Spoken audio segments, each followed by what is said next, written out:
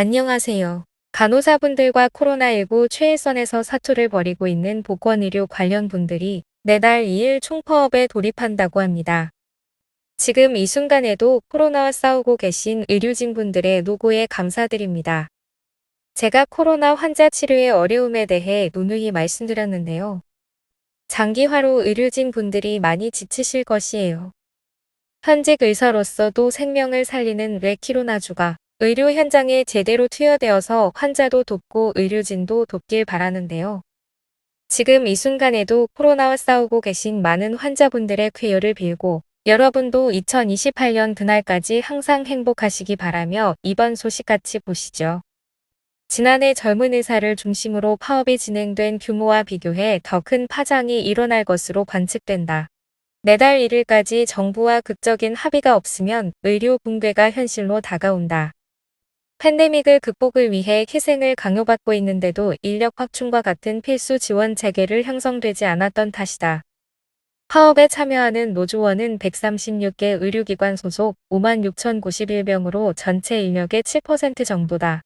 특히 국립중앙의료원과 적십자병원, 지방의료원 등 코로나19 전담병원도 상당수 포함됐다.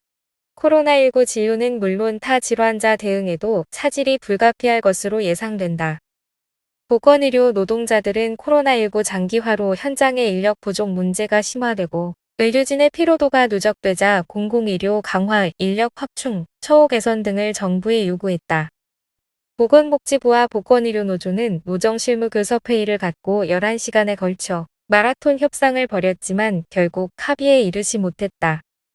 복지부 측은 노조에 요구한 가운데 국립중앙의료원 기능 강화, 국립대 병원 소관 이관 사립병원의 공공성 강화 및 의료안 전망 구축, 공공의료 거버넌스의 노동단체 참여 등에는 이견을 좁혔다고 설명했다.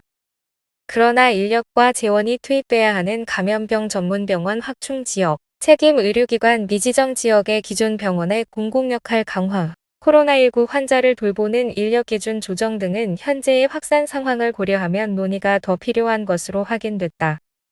이날 이창준 보건복지부 보건의료정책관은 브리핑을 통해 노조의 요구사항 중 수용이 가능한 부분은 수용 가능한 대로, 당장 어려운 것은 중장기적으로 논의하고 추가로 고민이 필요한 것은 계속 논의하는 방향으로 합의를 이끌 계획이라고 밝혔다.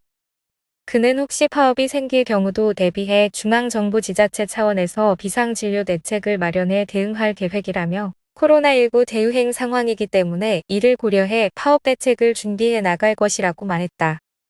이상이었습니다.